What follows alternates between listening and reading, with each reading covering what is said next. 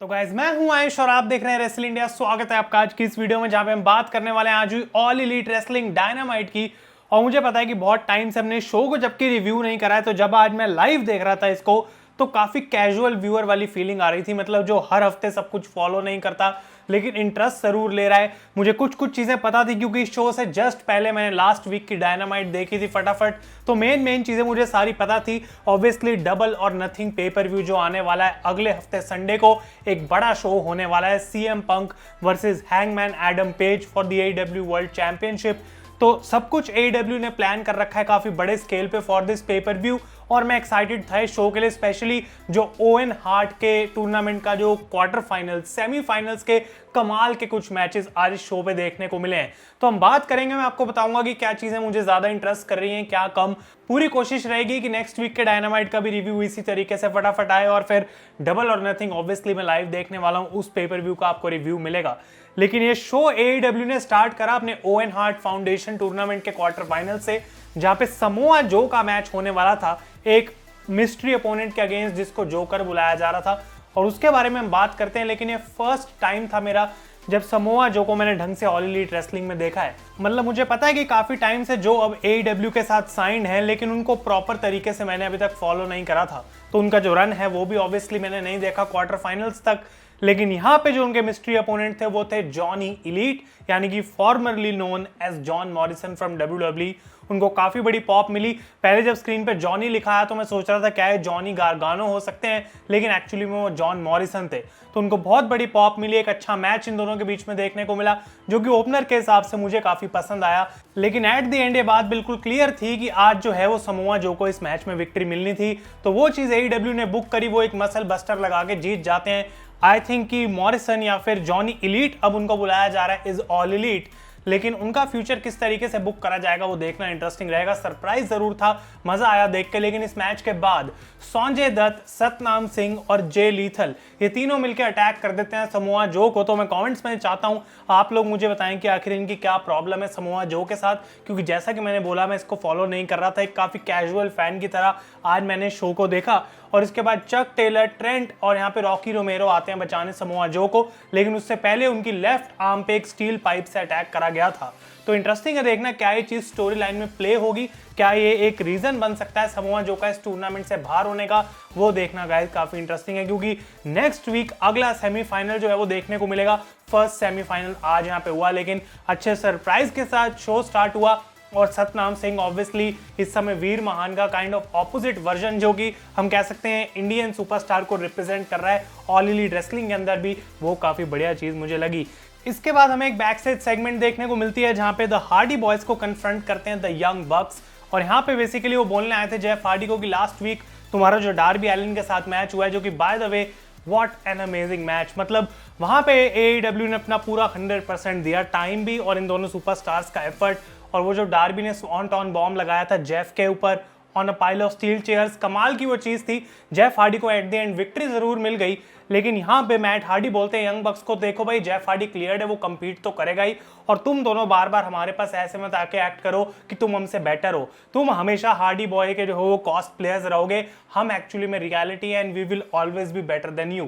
तो ये लाइन काफी अच्छी थी, और उसके बाद वो वहां से भगा देते हैं यंग बक्स को। तो इंटरेस्टिंग रहेगा देखना यहाँ पे कि क्या ये जो मैच एईडब्ल्यू टीज कर रही है हार्डीज और यंग बक्स के बीच में, उसको आगे कब पुश करा जाएगा। क्या अगले बड़े पेपर व्यू पे मैच होगा, या फिर ये टाइटल्स के लिए हो सकता है डाउन द लाइन। ये काफी टीज तो करा जा रहा है, और एक बड़ा मैच जो कि ऑब्वियसली यंग बक्स भी चाहते हैं अपने करियर में एक बार करना है एक अच्छे लेवल पे, तो वो गाइस धीरे धीरे उसको बैक स्टेज बिल्ड करा जा रहा है। नेक्स्ट चीज की हम बात करते हैं तो यहाँ पे हैंगमैन एडम पेज का मैच होने वाला था। लास्ट वीक सीएम पंक लड़े थे जॉन सिल्वर से, तो लोग बोलेंगे कि क्या रैंडम मैचेस हो रहे हैं, दो बड़े सुपरस्टार्स वर्ल्ड टाइटल मैच में इन्वॉल्व है। और इस चीज को आज सीएम पंक ने एक्सप्लेन करा क्योंकि वो कमेंट्री पर थे, और वो कहते हैं कि देखो भाई कोई भी बंदा इतने बड़े मैच में अनप्रिपेयर्ड नहीं जा सकता, उसको मैचेस लड़के उसको वार्म्ड अप रहने की जरूरत है। तो लास्ट वीक जो है मैं जॉन सिल्वर से लड़ा, आज हैंगमैन पेज जो है उनका मैच होने वाला था कोनसुके तकेशिता से, और यहाँ पे ये एक जापानीज सुपरस्टार है। और मैं पहले सोच रहा था भाई क्या ये रैंडम मैच है, क्या इसके अंदर मजा आएगा, लेकिन जब ये मैच खत्म हुआ तो स्टैंडिंग ओवेशन इस मैच को मिलनी चाहिए। मतलब ये जापानीज सुपरस्टार तकेशिता, और दूसरी तरफ है यहाँ पे भाई hangman Adam page AEW champion. क्या हम यहाँ पे क्लासिक एक्सपेक्ट कर रहे थे? बिल्कुल भी नहीं। लेकिन जो मैच डिलीवर करा इन दोनों ने, it was an absolute classic. मतलब डाइव्स, मूनसॉल्ट्स, रिवर्सल्स, नीज, पंचेस, हर एक चीज मतलब फास्ट पेस्ड। इवन कमर्शियल्स के बाद भी वापस आ गए, ऐसा नहीं लगा कि ये मैच बोरिंग है। और एक ऐसा बंदा जो वर्ल्ड चैंपियन के सामने है, जिसको ज्यादा कोई जानता भी नहीं है, उसको लोगों ने यहाँ पे स्टैंडिंग ओवेशन दी है। तो क्लियरली यहाँ पे उस बंदे की तो वैल्यू बढ़ी गई, क्योंकि उसने AEW चैंपियन को ऑलमोस्ट हरा दिया, काफी वो क्लोज आ गया, उसके फिनिशर को उसने रिवर्स कर लिया। लेकिन एट द एंड यहाँ पे हैंगमैन पेज का जो पूरा फोकस है, इट वाज ऑन CM पंक, क्योंकि उन्होंने यहाँ पे तकेश्ता को हराया विद अ GTS, यानी कि CM पंक का फिनिशर। और मैच के बाद इन दोनों के बीच में एक फेस टू फेस कन्फ्रंटेशन देखने को मिली और क्राउड पूरे तरीके से CM पंक की चैंट्स लगा रहा था। लेकिन हैंगमैन पेज का जो पूरा फोकस था वो CM पंक के ऊपर था, और वो वहां से चले जाते हैं क्योंकि वो डिस्ट्रैक्ट नहीं होना चाहते, उस मोमेंटम से बाहर नहीं आना चाहते हैं, because he needs that to defeat CM Punk in Las Vegas at double or nothing. तो बहुत अच्छी बुकिंग अभी तक रही है। नेक्स्ट वीक क्या होगा इन दोनों के बीच में वो अभी तक ऑफिशियली अनाउंस नहीं है, लेकिन इनकी वर्ल्ड चैंपियनशिप की जो फ्यूड है वो मुझे गाइस काफी पसंद आई है। इसके बाद बात करें तो ये एक नॉर्मल सा टैग टीम मैच था, जहां पे कीथ ली और स्वर्व स्ट्रिकलैंड ने हरा दिया था वर्क हॉर्समैन को, यानी कि JD ड्रेक और एंथनी हेनरी। कुछ भी नहीं था ये, मेरे को कुछ खास इसमें लगा नहीं। लेकिन मैच के बाद रिकी स्टार्क्स, हॉब्स आते हैं, क्योंकि कीथ ली इस चीज को मेंशन करते हैं कि कैसे वो और स्वर्व अब टॉप 5 टीम्स के अंदर हैं। स्टार्क्स और हॉब्स भी वो चीज बोलते हैं। लेकिन चैंपियंस जो है जुरासिक एक्सप्रेस, वो बाहर आते हैं और डबल और नथिंग के लिए ट्रिपल थ्रेट मैच का चैलेंज उन्होंने थ्रो कर दिया है। तो आई थिंक वो मैच ऑफिशियल कर दिया जाएगा, जहां पे जंगल बॉय लूचासोरस लड़ेंगे, अपने टाइटल डिफेंड करेंगे against Keith Lee, Swerve Strickland against Ricky Starks and Powerhouse Hobbs. तो ये चीज गाइस आज हमें पता लगी है। इसके बाद ये सेगमेंट जो कि काफी एंटिसिपेटेड थी, और मेरे हिसाब से डबल और नथिंग में जो best feud probably story line wise book करी जा रही है, that is MJF against Wardlow. हर हफ्ते MJF कोई ना कोई पनिशमेंट दे रहे हैं वार्डलो को, जिसके थ्रू उनको जाना पड़ेगा to make it to double or nothing. और अगर एक भी पॉइंट पे वो फेल हो जाते हैं तो उनको वो मैच नहीं मिलेगा अगेंस्ट MJF।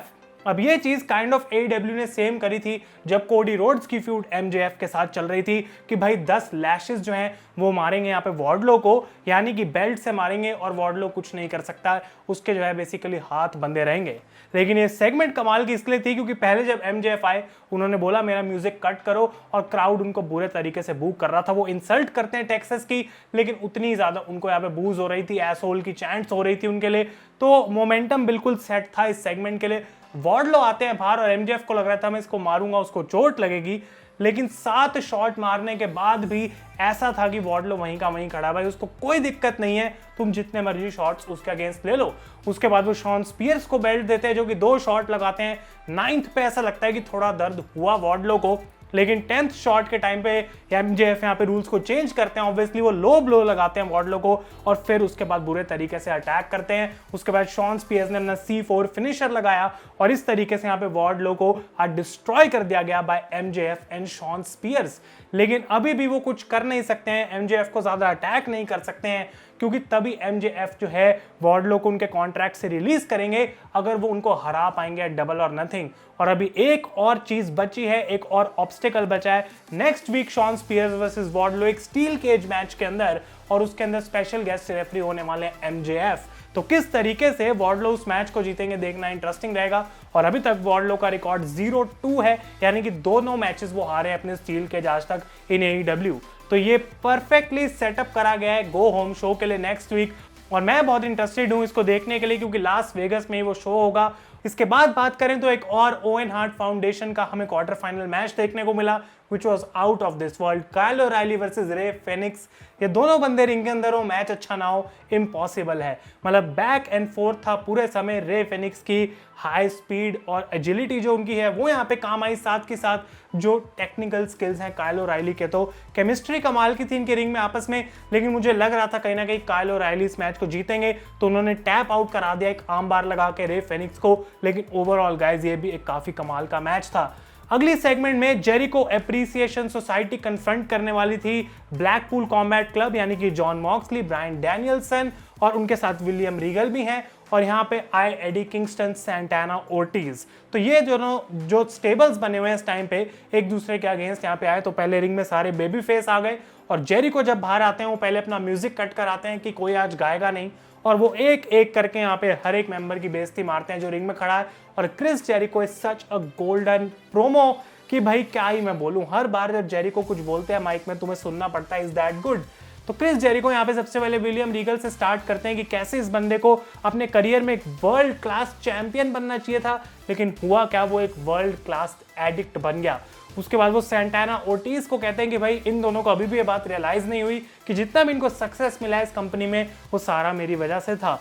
एडी किंगस्टन को एक बार वो फिर से बोलते हैं कि भाई मैंने तुम्हारा चेहरा जला दिया, तुम तब भी वापस आ गए, मैं तुम्हें फिर से एडवाइस करूंगा जाओ अपनी फैमिली के साथ, और अगर तुम्हारी वाइफ को कोई हेल्प चाहिए फिर से मैं बोलता हूँ उसे भाई बोलो कि मुझे कॉल करे।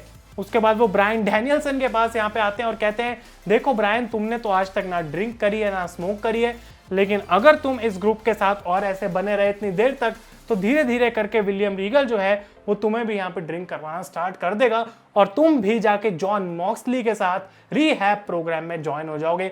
ये एक बहुत बड़ी लाइन थी, कुछ लोगों का रिएक्शन देखने को मिला कि कैसे ये बोलना नहीं चाहिए था शायद जेरिको को, it was crossing the line, लेकिन फिर यही वो इंपैक्टफुल प्रोमोज हैं जो कि क्रिस जेरिको की तरफ से पहली बार नहीं भाई हमने इतनी बार सुने हैं रेसलिंग में। और यहाँ पे जॉन मॉक्सली को बेसिकली बहुत गुस्सा आता है तो वो यहाँ पे सुनाना स्टार्ट करते हैं, लेकिन उससे पहले विलियम रीगल कहते हैं कि देखो भाई तुम्हें पता नहीं है, तुम बात कर रहे हो जेरिको मेरी टीम में पिस करने की, लास्ट वीक और उनसे पहले कुछ हफ्तों में जब तुम रिंग में आते थे मैं बैक स्टेज तुम्हारे लॉकर रूम में जाता था, I would take your toothbrush and put it up my ass. और ये चीज वो बोलते हैं, ऑब्वियसली जेरिको को पसंद नहीं आई और डैनियल गार्सिया जब बोलना स्टार्ट करते हैं विलियम रीगल कहते हैं लास्ट वीक ये मैंने तुम्हारे साथ किया था, तो उनकी बोलती बंद करा दी और जेरिको कहते हैं ठीक है भाई हमें पता है कि तुम एक फाइट यहाँ पे चाहते हो, तो क्यों ना हम थर्ड स्टेडियम स्टैम्पीड मैच करें डबल और नथिंग में, एक ऐसा मैच जो कि मैंने क्रिएट करा है। लेकिन जॉन मॉक्सली कहते हैं ऐसा कुछ नहीं होने वाला, मैं वो मैच नहीं लड़ने वाला, हमें एक ऐसा मैच चाहिए जिसमें ब्लड बात हो, पूरा वायलेंस हो और कोई रूल्स नहीं है, हम एक दूसरे को बस मार रहे हैं। तो ऑफिशियली ये काइंड ऑफ पता लग गया कि ये दोनों स्टेबल्स आपस में लड़ेंगे एट डबल और नथिंग, लेकिन मैच की स्टिपुलेशन क्या है वो नहीं पता। तो वो याद कराते हैं यहाँ पे कि कैसे एडी किंगस्टन और ब्रायन डैनियल्सन के बीच में पास्ट में काफी सारी दिक्कतें रह चुकी हैं, लेकिन जो हम है जेरिको एप्रिसिएशन सोसाइटी वो कितना कमाल का ग्रुप है, कोई प्रॉब्लम्स नहीं है। तो यहाँ पे आई थिंक गाइस कहीं ना कहीं टीज करा गया blood and guts match, official नहीं है लेकिन रूमर्स काफी आ रहे थे कि ये मैच वापस लाया जा सकता है फॉर डबल और नथिंग। लेकिन जब यहाँ पे चले जाते हैं जेरिको और उनका ग्रुप बाहर तो एडी किंगस्टन और ब्रायन के बीच में हमें थोड़ी सी ब्रॉल देखने को मिली। तो प्रॉब्लम्स है बेबी फेसेस के बीच में, लेकिन शायद उनको एक साइड पे आना ही पड़ेगा अगर उनको जेरिको एप्रिसिएशन सोसाइटी को हराना है। तो कमाल की ये सेगमेंट रही यहाँ पे गाइस, मुझे बहुत देख के मजा आया। इसके बाद थोड़ा सा शो आगे डाउन चला गया क्योंकि ब्रिट बेकर जो हैं उनका भी ऐसे ही जोकर अपोनेंट रहने वाला था, तो लोग सोच रहे थे कोई सरप्राइज होगा। It was the quarter final of the oven heart tournament, लेकिन यहाँ पे उनकी अपोनेंट थी माकी ईटो, जिनकी काइंड ऑफ हिस्ट्री है ब्रिट बेकर के साथ, लेकिन एक बार फिर से कोई उस चीज को देखना नहीं चाहता था, तो डिसअपॉइंटिंग था। मैच भी उतना खास नहीं, ब्रिट बेकर जीत गई हैं और अब सेमीफाइनल्स में उनका मैच होगा अगेंस्ट टोनी स्टॉर्म, जो कि डेफिनेटली एक अच्छा मैच है। और जबकि मेन इवेंट मैच AEW के पास Adam Cole versus Jeff Hardy का कमाल का एक सेमीफाइनल मैच था। उन्होंने प्लान करा कि भाई कम टाइम बचते हुए भी हमें सेरीना डीप को एक सेगमेंट देंगे जहां पे वो आके बेसिकली डस्टिन रोड्स को इंसल्ट कर रही हैं क्योंकि उनको नहीं लगता कि वो थंडर रोसा को हरा सकती हैं। तो ये मेरे लिए कंप्लीट वेस्ट ऑफ टाइम था, जबकि एक कमाल का मैच होगा विमेंस चैंपियनशिप के लिए, लेकिन मैं इसमें आज इंटरेस्टेड नहीं था। तो ये सेगमेंट पसंद नहीं आई। थंडर रोसा बाहर आती हैं और डस्टिन रोड्स उनको रोकने की कोशिश करते हैं, बट टाइटल से यहाँ पे अटैक करती हैं सेरीना डीप थंडर रोसा को।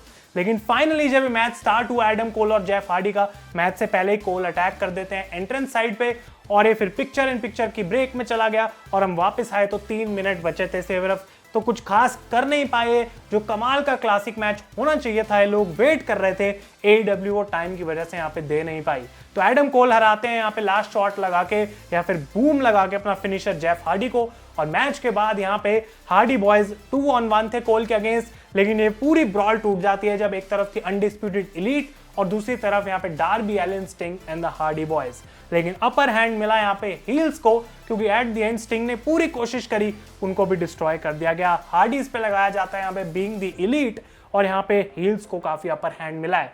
तो सेमीफाइनल्स में एक तरफ काइल ओराइली लड़ने वाले हैं समोआ जो से, जिनका अभी तक पक्का नहीं है क्या स्टेटस है, और दूसरी तरफ एडम कोल गाइस जो है वो कर चुके हैं अब फाइनल्स के लिए क्वालिफाई। तो Adam Cole versus Kyle O'Reilly final बन सकता है, इंटरेस्टिंग रहेगा देखना वो किस डायरेक्शन में जाता है। लेकिन शो की एंडिंग में चाहता तो और बेटर हो, मैच बेटर हो, टाइमिंग यहाँ पे एक इशू रही आज ऑल एलीट रेसलिंग के लिए, लेकिन काफी अच्छी मोमेंट्स थी and definitely pay per view is going to be good. तो आप लोग अपने ओपिनियंस बताएं मुझे आज के इस रिव्यू के बारे में, शो के बारे में नीचे कमेंट्स में। अगर ये वीडियो पसंद आई है गाइस इसे लाइक करें। तब तक के लिए thank you so much for watching. मैं हूं आयुष और आप देख रहे हैं रेसल इंडिया।